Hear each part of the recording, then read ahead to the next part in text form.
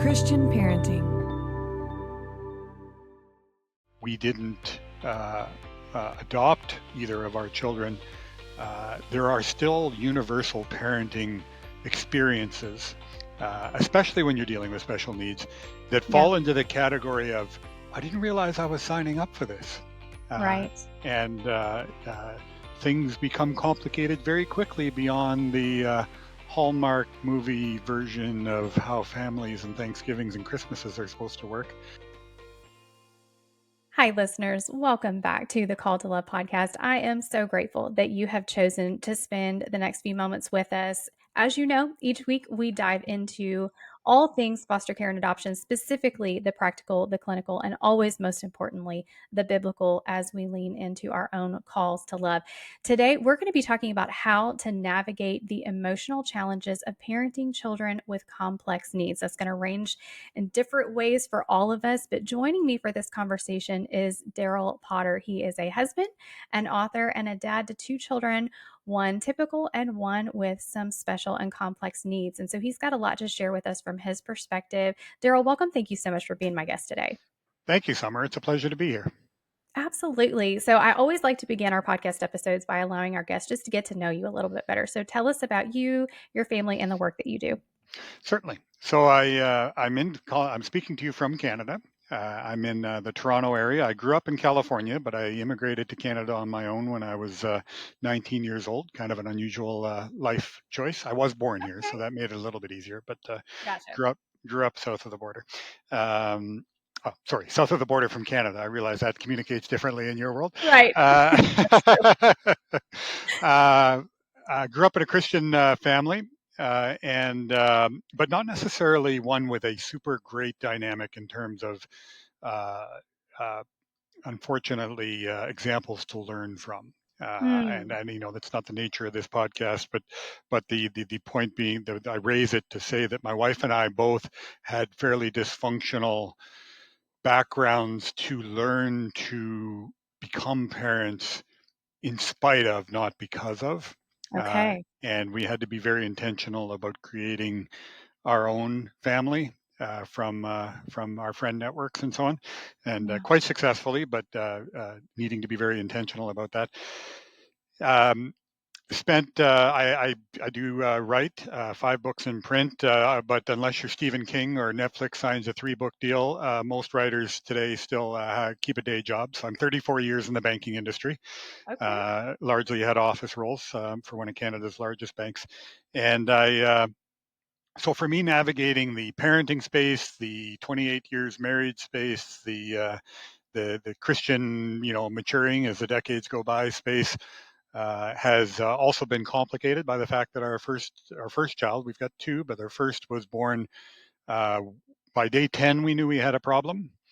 We didn't get a name for the problem until she was 8 years old, and found out then that she shouldn't have lived past age 3, and she would definitely not survive the teen years.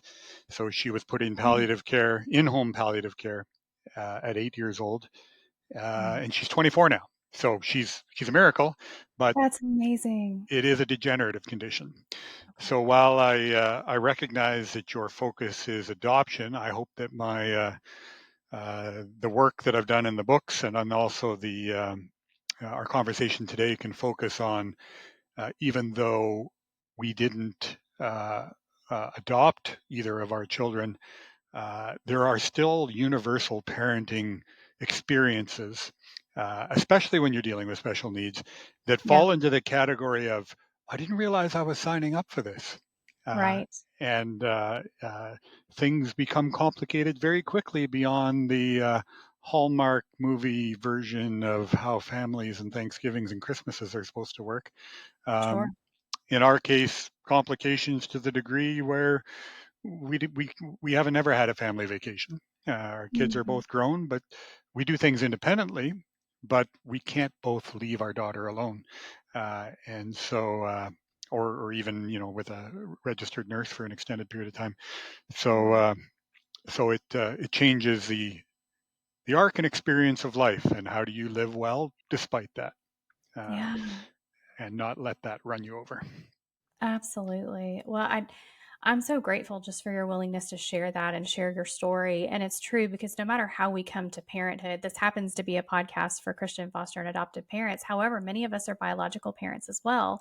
Mm, And so there are different challenges that arise in that parenting journey, and they're all unique to all of us. But yet, the shared challenges, I think it's always helpful for us to hear from others who are walking through that hard. And so that's what we're going to do today. As we talk about navigating the challenges of parenting kids, whether it's special needs, complex needs, kids with trauma from hard places, it mm, can be really hard for parents to admit to themselves and to others that this is, in fact, hard. And hmm. there is grief related to that over what we had hoped for rather than what is. So let's start there, Daryl, and just talk about why it's important that we acknowledge the fact that there's grief and a felt loss in what we had hoped for versus what is. Absolutely. And I want to pull the marriage part of it in too, because I think men and women handle things differently, and the Yes, communications disconnect can be toxic if they're not addressed. that's right. The So for us, we didn't know we had a problem until 10 days old. As I mentioned, we went to a breastfeeding clinic. We brought a picnic lunch. Canada's West Coast is very beautiful. Uh, go for an hour breastfeeding clinic. The nurses there would help my wife do better, and then I'm being a bit sarcastic here, but uh, uh, and uh, and then we'd go off to lunch and have a date with our daughter. We didn't come home for 10 days. Okay. The nurses quite quickly figured out that this was not a problem with my wife's technique. This was something was wrong. Okay. By 6 months old, my daughter had continued to lose weight. And she was down to the point where you could see the skull bones in her head. I'm Mm. old enough to remember when the story from Ethiopia used to be about the starvation issues, going back many Yeah. generations now, or not, I mean, generations, many decades now. Yeah. And I remember looking at my daughter thinking she looks like a Caucasian version of that. Wow. And, I didn't sign up for that. Uh, Yeah. the So that was a shock. I wasn't prepared. Any new parent's not prepared. No. But I wasn't, you know, this wasn't in the paperwork that, I didn't sign any paperwork to become a biological parent, but, Right. but, uh, this wasn't in the metaphorical paperwork either. Uh, and we had an interesting dynamic, which I think is a common parenting dynamic. What my wife and I have discovered, we've been at this for almost a quarter century now, is that most of what we've experienced, all of our friends have experienced, just not dialed up to 10 like we have, Okay. and not stretched out over 2.5 decades. Uh, but it's really the same stuff. I'll give you an example. Hmm. Uh, we spent a lot of time in children's hospitals. We either lived there or we showed up so often the nurses would look at me and say, "Oh, hi, Daryl, where's Mackenzie?" Which is our daughter's name. Mm. And this is the biggest city on Canada's west coast. Like, this is not, local small town. Right. Um, we would have a dynamic when my wife and I were both there with our daughter, where my wife would hold Mackenzie, and we would be hours and hours and hours, different specialists coming in and out, whatever. Um, she would hold Mackenzie. I'd read a paper, or I'd read Newsweek, or I'd read something. And then, when it seemed like an appropriate amount of time and we'd answered enough questions and we're waiting for somebody else to come along, uh, I would take Mackenzie, and then I would suggest my wife, there was a coffee shop in the hospital where they served a nice latte, go to the coffee shop, have a latte, things will be good. I'll take it for the next hour, 2 hours or whatever. Um, and then she'd come back, and, I'd hand Mackenzie back over, and I'd pick up the whatever magazine I could find kicking around and find something to read. Um, what I didn't know was occurring was a brewing marriage fight that I had no idea was happening under the covers. As Mm. not to be too stereotypical, but often guys are the last ones to know they've just created a problem. Um, Right. but what was occurring was my wife's interpretation of events was, when I was reading a newspaper, I was disengaged and uninterested. Okay. And when I would take Mackenzie, I was sending her away because I didn't want her around. Wow. Uh, what was actually occurring was red alarm terror at being in a children's hospital with my infant who looks like something out of a Save the Children advertisement, Right. and children coming and going in various states of hyper distress, and repetitive questions, and like reading the paper was my get me out of here. I'm losing my mind. Yeah. Help me be a good dad and not, you know, be a wreck in public. Um, Right. and my sending her for coffee was okay. When it's her break, she doesn't need to do like me, Mr. Tough Guy. How about she just leaves the environment completely? And she can go somewhere and enjoy something she usually enjoys with her girlfriends, and maybe she can enjoy it on her own. Mm. Uh, uh, and once we talked that out, and we needed a therapist actually to help us, like she played like interpreter between two different species or something. Um, Once we sorted that out, we would show up at a children's hospital because the crises didn't stop once we sorted out communication. We Mm. would show up at a children's hospital, and my wife would hand me the paper because now she understood Yeah. and now she cared. And I now interpreted her handing me the paper as she loves me and she knows I'm losing my marbles right now. Yeah. And when I would hand her a gift card to the coffee shop, her response was, he loves me and he's sparing me the next round of questions. Yeah. Um, so that's a slightly detoured answer to your question, but I hope it Good. helps paint the picture a little bit. It does. I think that's so good. And let's stay along those lines because I think we can get so caught up in our calling that we forget our first person, Hmm. right? We chose Hmm. marriage before we chose parenthood, and we're each experiencing it, to your point, in our own unique ways. And so for y'all, it took a therapist intervention helping you to translate one another's misunderstandings and help you Right. to communicate better. So having learned from all of that, what are some practical ways that you would encourage couples to pause and to communicate and check in with one another in the midst of high caregiving seasons? One of the things that's really stood out to me is if we think we there's a great proverb that says if somebody's wise in their own eyes, there's more hope for a fool than for him. Yeah. And that's a really uh, uh, easy proverb to look outward with and to say, yeah, that applies to you. Um, but what we learned over and over and over, and we're still learning, is we have about a 50% accuracy rate at understanding the other person. And we're 28 years married and have had benefit during seasons of some couples counseling. Mhm. Like, what's wrong with us? And my answer to that is that's just humans. Yeah. Like, I interpret even now, 28 years later, and it's not that I haven't grown, it's just that human wiring is just a little bent sometimes. I still interpret things she says through a filter of what my mom said meant when she said it, or Mm. through a filter of what I mean when I say that. Um, or even through a filter, and this is where it's interesting when you've been married a long time, even through a filter of what she used to mean 15 years ago when she said that. Yeah.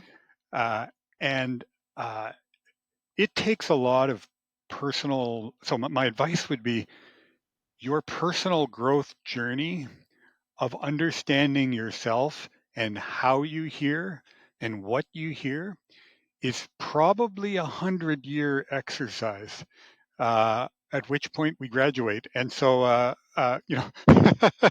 make no assumptions. Right, right.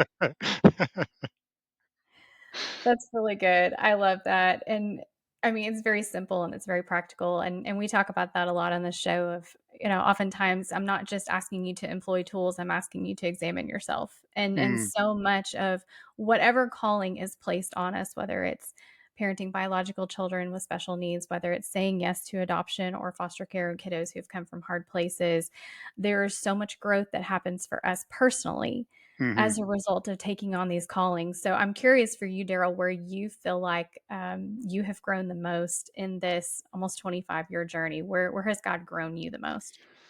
So I think the growth curve started on an accelerated basis. I was not prepared to be a father. I don't mean that financially, intellectually, many things, but I had no model. I Mm, also grew up without aunts and uncles. I talk in something more about the discovery of them about 3 years ago, which was been a real blessing in my life.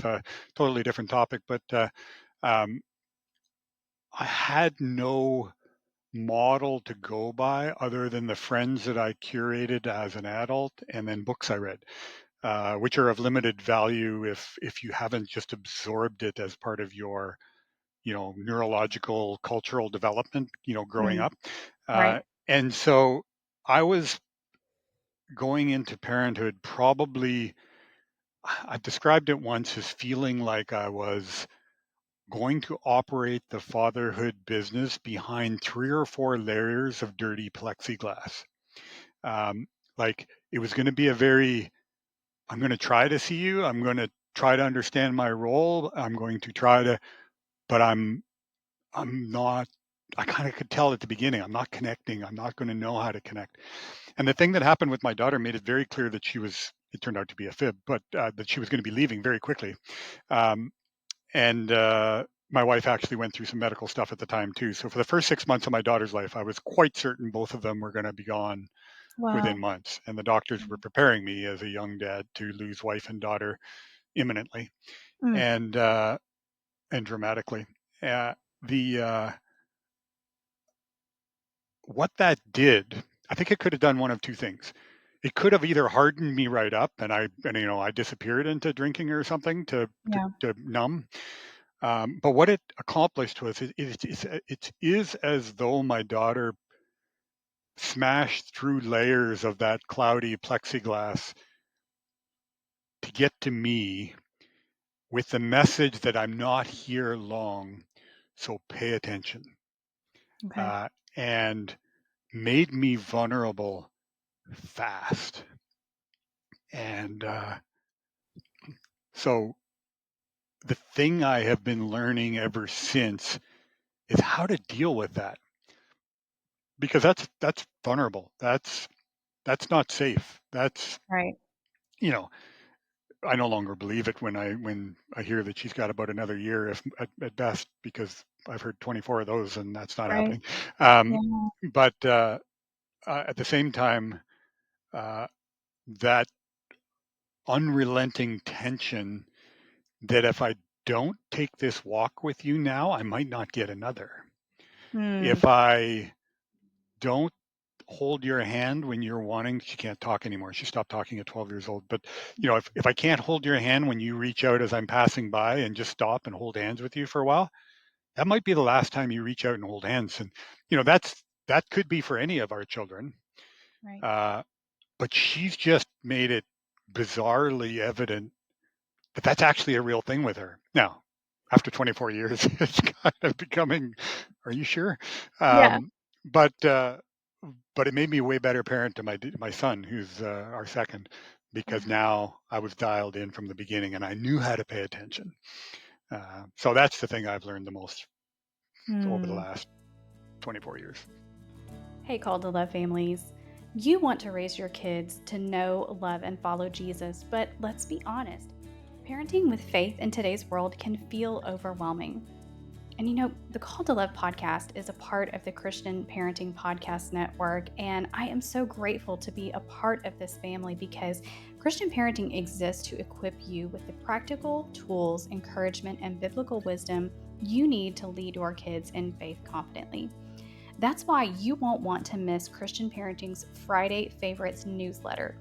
Each week, you will be sent quick, practical parenting tips, faith building resources, and encouragement straight to your inbox so you never feel alone on this journey. And here's something special for just podcast listeners. When you sign up today, Christian Parenting will send you a free copy of the Discipleship Simplified Digital Guide. It's packed with easy to use resources, conversation starters, and scripts to help you confidently answer your kids' tough faith questions. Don't miss out. Subscribe now at cppodcast.org to get the Friday Favorites newsletter and your free Discipleship Simplified Guide. That's cppodcast.org, or just click the link in today's show notes. That's so good. Wow. It's very sobering, but it's very necessary for us to have those reminders as Mm. parents as we get caught up in things that don't matter as much. Hmm. So I appreciate your vulnerability and just sharing that. I'm curious for you as the man, the husband, the dad, the head of the Mm. household, the leader, one that everyone in your care looks to for Mm. comfort and stability. How did you navigate that? And how would you encourage maybe husbands listening who are watching their wives struggle in high caregiving seasons? They're watching their kids struggle with poor choices, with high medical needs that where they feel helpless. They want to be Yeah. that strong leader. How would you encourage them? So my encouragement would be, and I speak about this in the first of the two books, Even the Monsters, which by the way it's memoir and commentary on the book of Job. So it deals with Mm, suffering. When life doesn't go as you want. The following one, something more, is on Ecclesiastes, which is much more like, how do I enjoy life now? yeah. But I've got a chapter in Even the Monsters where I start off saying, if I could go back to that dad now and tell him what to do, the number one thing I would tell him is, son, you better learn how to cry. Okay. Uh, because my go to for spiritual, uh, what my spiritual leadership role was to be strong, to be stoic, to Yeah. have it all together. And it extended even to a fakeness in my relationship with God. My wife was the really great one for having it out with God in a very Jeremiah kind of, freaking out, what the heck are you doing? And this is not Right. what. I was much more, I actually even got mad at her a few times because I was like, you got to pray faithfully, and trust and like, and the subtext was like, if you suggest that you're mad at God, like he might make it worse. Like I had such a distorted, bad idea of how God operated and what he was up to. Yeah. When the reality is he knows our innermost being, as the Bible puts it. Like, Yeah. so my advice to dads is, great, you've got the biggest biceps in the house. Um, you then ought to be strong enough to deal with the most broken heart in the house. Mm, Because it's not much use if you can lift cement blocks, but the way you deal with your pain is to bottle it, yeah. because it doesn't work. It will come out. Uh, it will come out, in a week. It'll come out through a bad habit. It'll come out through an addiction. It'll come out through uh, some sort of self-induced health crisis. Finally, 10 years on, when your system starts to break down, Right. there's more and more medical literature on what we can do to ourselves with that kind of thing. And I don't think guys statistically have a shorter lifespan just because they're crazy when they're teenagers. Yeah. Uh, I think they don't deal, and they fall apart at 40 and 50 and 60 if Yeah. they have not done their laundry, because That's it doesn't. really good. Yeah. Oh, wow. That's really, really good. I'm just gonna let that one lie, guys. I mean, I think that is so fantastic, and I think we need to hear more men speak into that in that way. So I appreciate you sharing that. I was just speaking to one of our prior guests, Dr. Zoe Shaw, and she was talking specifically about how more is communicated non-verbally Mm, and through our body language than actual words. And so I want to apply that to this conversation as we are talking about navigating really, really hard things and what we are communicating to the people we love the most. yeah. And even namely our children who it's not their fault that they require this high caregiving, this Yeah. extra effort that wears on us, that creates challenges for us as their caregivers.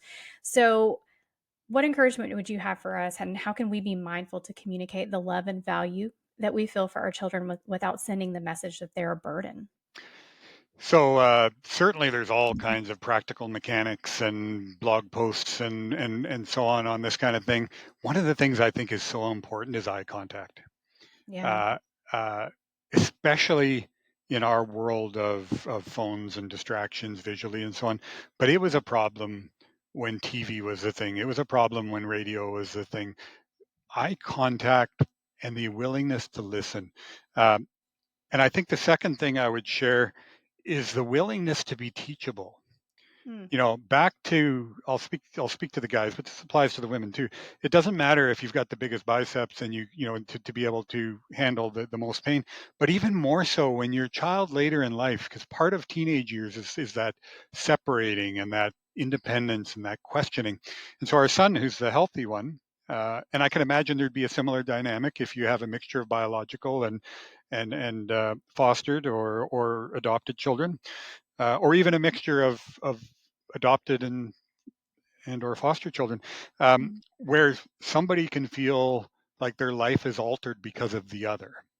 Yes. It's very typical in special needs families for the healthy child to get the short end of the stick, Right. uh, but and therefore mistakes will get made. And so if we can be strong physically, we can be strong emotionally, but we can be strong as well to hear the 13-year-old or the 18-year-old. My son is now 21. He's home from university, and he's been able to share at the dinner table that, hey, here's some ways in which my sister affected my life.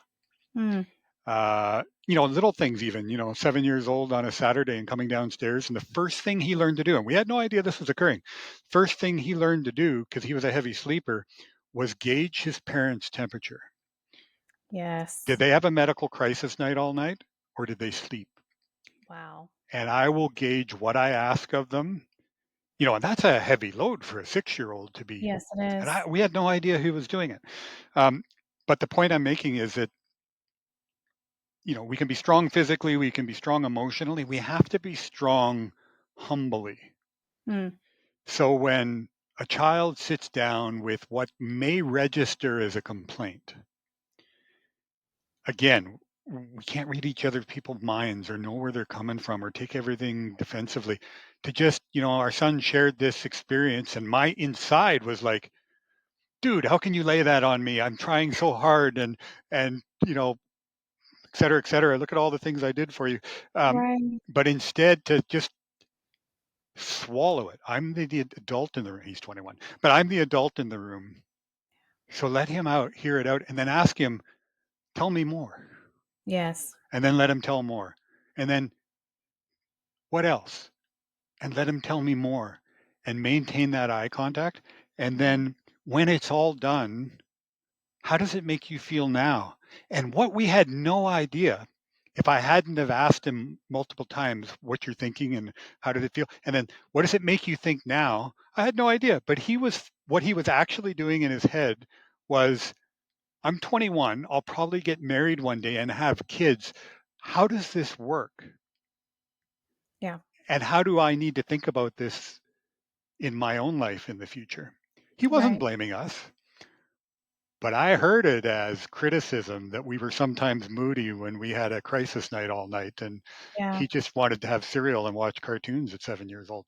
Um, so it's uh, that whole, the adults need to be strong in so many ways, and one of them is strong humbly Mm, and listen, especially as the kids get older.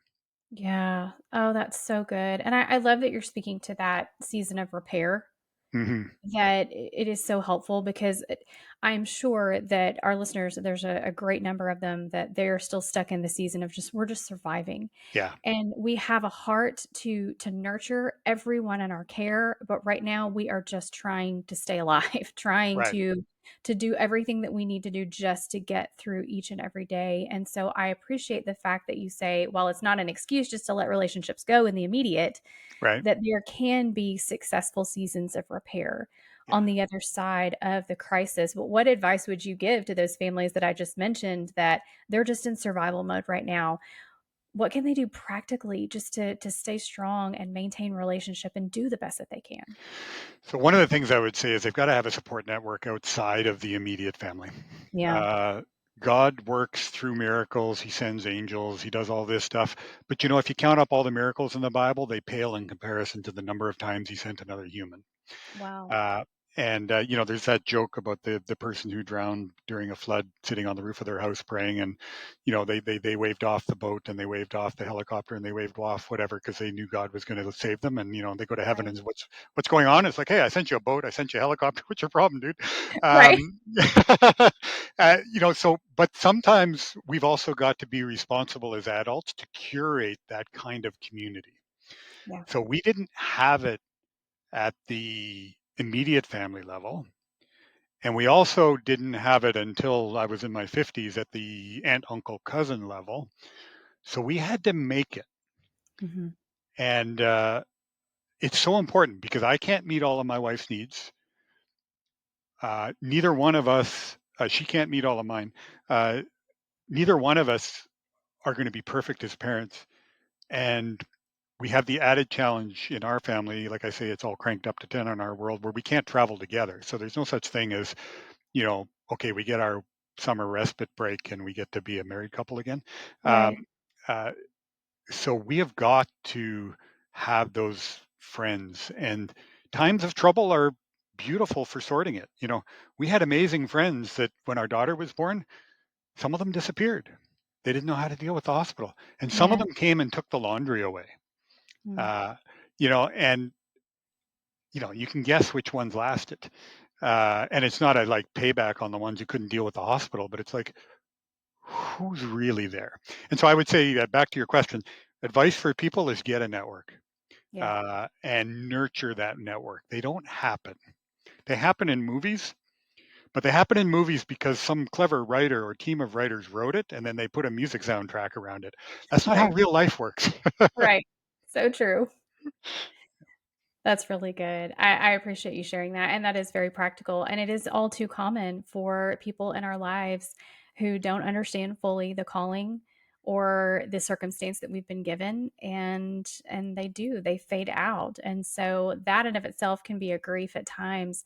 But being able to press forward, knowing that you're in the company of a loving father who cares for Hmm. you, being Father God, and then your spouse as you lean Yeah. into them, as you prioritize in the midst of the hard, and then building that community around. I think that is very practical, and I can attest to that in our own lives, Hmm. the value of that, and I'm sure our listeners can as well. And so I really appreciate that. I'm curious too, for speaking again from the husband's perspective, the typical household, the husband's out working. And if you're in a high caregiving season, that might mean the wife is at home. Yeah. And so he gets a little bit of that break, and then he comes in to find her just absolutely, exhausted and Mm. worn out. Or it could be that both parents, and I Yeah. know, those examples for both people that we know in our community. And so what practical advice do you have for families who work outside the home and then they come home to the high caregiving needs in addition to all of the normal adulting that we have to do in the day in and day out? Exactly. You got to cook the meals, you got to take out the trash, you got to feed the dog, get an oil change, you got to do all the things. And how do you balance that with just those 24 hours in a day? Excellent question. And this is going to sound trite, and it is absolutely not trite. It's PhD level, but it's uh, actually doing it is hard. And that is, uh, the more we can cultivate in the moment presence, as opposed to catastrophizing about all the other stuff that's going on around. Yeah. Um, and I know that's like, he didn't just say that, but no, for real. There's a growing body of teaching these days around mindfulness and all that kind of stuff, and that can feel, especially to a Christian, like some new age nonsense, Right. or Eastern religion creeping into Western society or whatever. That's in Ecclesiastes over and over and over again. He talks about he talks about work-life balance and that it doesn't exist, and he talks about the frustrations of addictions, and he talks about politics gone wrong, and he talks about relationships being corrupt, and he talks about social injustice and racism. He even talks about sexism, um, and he keeps coming back to enjoy your lunch. Uh, like mindfulness is 1,000 years BC, before Christianity was even invented. Mhm. Ancient Judaism. Uh, That's right. That's good Bible. Print it. Yeah. But the number of people who do it is different. It Yeah. is not the same. So, going back to your example, you can always find yourself in a crisis. They will never end. Which is why the subtext of the subtitle of the second book is "Living Well in a Broken World." Like the place is Yeah. broken. Like there's too much, Yes. uh, uh, and we can't do it. Which is why, thank God for Jesus and all the blessings we have as Christians. I don't know how non-Christians navigate life without losing their marbles. Amen to that. Um, but that doesn't make Christianity a crutch. It just means we have hope. But now, how do we enjoy now and not Yeah. just survive it? And you can. I have sat in an ICU ward with a child not expected to leave and learned to enjoy the fact that it's a first world ICU ward. Mm. And my hand rests on a remarkably clean, high thread count sheet. And the people that care for her have dedicated their lives and their education to her care and well-being. And that beeping of that machine that's keeping my sleep deprived brain from letting me just finally fall asleep is there because a whole bunch of professionals are going to come running if they need her. And I can Mm. go bananas about my sleep deprivation and the beeping machine and why am I in an ICU ward in Yeah. July, or I can reflect on what I have. Mm. And what I have is care better than kings have had for most of human history. Yeah. But we don't see it. We just see the fact that I don't want to be here right now. Right. You know, Oh my that that goodness. that stressed out parent coming home, every parent in history has come home from the field, from the factory, from whatever. The main difference today is you flipped on a light for the lights to come on. You didn't kindle a fire. Right. Yes. I love that. Listen, perspective is the answer Totally. here, honestly, and I think that's fantastic, and you're right. We live in a world that everything is urgent, Hmm. and there's some false sense that at some point we're gonna pause and check every box and it's all done. Yeah. And I don't know why we believe that, and I'm pointing to myself currently Hmm. as I'm saying that because I fall victim to it every day, and I fall into these patterns of urgency, and I miss out on what is and what Hmm. is in front of me, and the opportunity to embrace, to rest, Yeah. to receive, Yeah. and to appreciate. Yeah. So, what an unexpected but fantastic answer to that question. All I right. love Good. that, Daryl. That is really, really fantastic, and I think we can land with that, just perspective as we talk about navigating the emotional challenges of parenting kids with complex needs, and you've spoken so beautifully into so many aspects of that, Daryl. I don't wanna miss the opportunity to share about the work that you've done. You made reference to those books, and Hmm. so, please share with our listeners where they can get those and how they can connect with you further. Fantastic. So the books are available in hardcover, paperback, ebook, audio as well. I find 50% of sales are audio these days. That seems to be where people gravitate. Anywhere you get books, obviously Amazon, but I make them available everywhere. If your local bookstore doesn't have it, you can order it. But even library apps, I've made a specific point with the publisher to make sure they're available in libraries. So even if Awesome. your listeners aren't aware, you can get audio and ebooks through most libraries these days, and it doesn't cost you a penny. Yeah, That's the great. resources are there. That is great. Okay, friends, I will have links in today's show notes for you to click over and you can access and learn more about Daryl. I am so grateful just for your willingness to spend your time with us today, to share your beautiful story and just continued prayers as you continue to navigate this. And it has just been a pleasure having you on the show today. Thank you. Wonderful chatting with you, Summer. Thank you for having me. Thank you so much for listening to Called to Love today. I love to hear from listeners, and so I would love to connect with you to hear your stories and answer your questions right here on the show. You can find me on Facebook and Instagram, send me a direct message, or send me an email at the link in today's show notes. I pray you have been encouraged by today's episode to walk in faith and continue to embrace your own call to love. Until next time, blessings, sweet friends.